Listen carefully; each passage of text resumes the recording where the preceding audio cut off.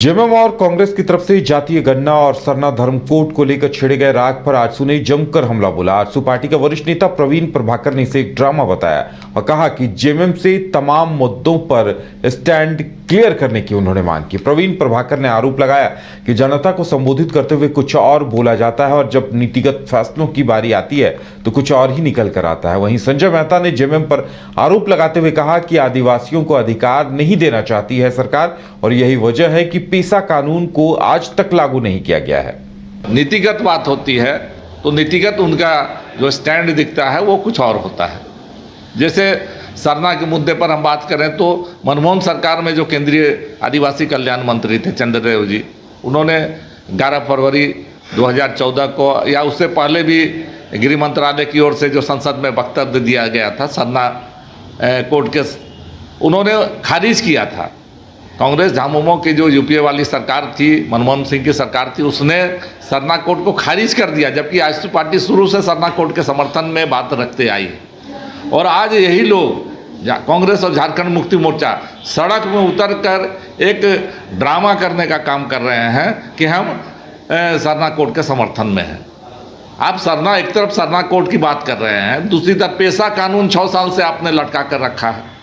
आपने 2019 के चुनाव में, 2024 के चुनाव में इसकी बात कही, लेकिन जब आदिवासियों को न्याय देने की बात आती है, सरना धर्मावलंबियों को जब न्याय देने की बात आती है तो उस समय आप चीज़ों को भटकाना शुरू कर देते हैं।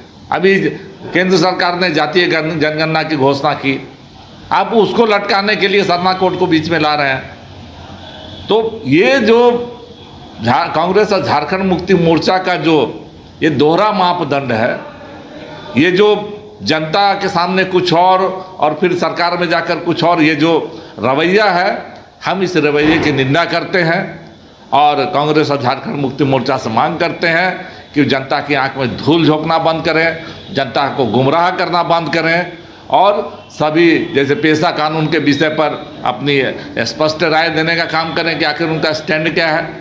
जातीय जनगणना की 3 दिनों से मांग की थी, आप उसको ब्लॉक करने के लिए एक साजिश रच रहे हैं, उसके संबंध में आपको अपना स्टैंड क्लियर करना चाहिए।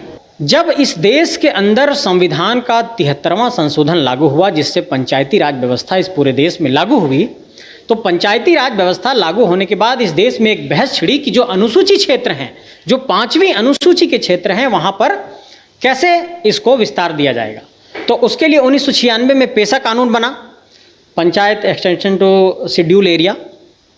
अब जब ये panchayat extension into schedule area कानून बन गया, शेड्यूल एरिया एक्ट जब बन गया, तो उसके बाद ये बात आई कि जो देश के 10 राज्य हैं उसको ये लागू करेंगे। तो शायद उड़ीसा और झारखंड ने इसको लागू नहीं किया। जब झारखंड ने इसको लागू नहीं किया तो हाईकोर्ट ने कहा कि आप इसको क्यों नहीं लागू कर रहे हैं, ये तो असंवैधानिक है। एक कानून जो संविधान के द्वारा बनाया गया है और जो कानून का स्वरूप धारण कर चुका है, उसको आप लागू करिए। तो झारखंड सरकार ने लागू नहीं किया। ये इसलिए नहीं लागू कर रहे हैं क्योंकि इससे आदिवासियों को एक बड़ा अधिकार मिल जाएगा। अधिकार ये मिलेगा कि सारी शक्ति ग्राम सभा में जाके केंद्रित हो जाएगी। अब ग्राम सभा के अधिकार होगा कि अगर आपको खनन करना है तो ग्राम सभा से अनुमति लीजिए, आपको यहाँ पर कोई एक्टिविटी करनी है, जंगल काटना है तो ग्राम सभा की अनुमति लीजिए। मतलब ग्राम सभा को सारी शक्ति चली जाएगी। तो ग्राम सभा को ये शक्ति देना नहीं चाहते हैं, जबकि सब पूरे देश में ये आवाज़ लगातार उठती रही है कि ना लोकसभा ना विधानसभा, सबसे बड़ी ग्राम सभा।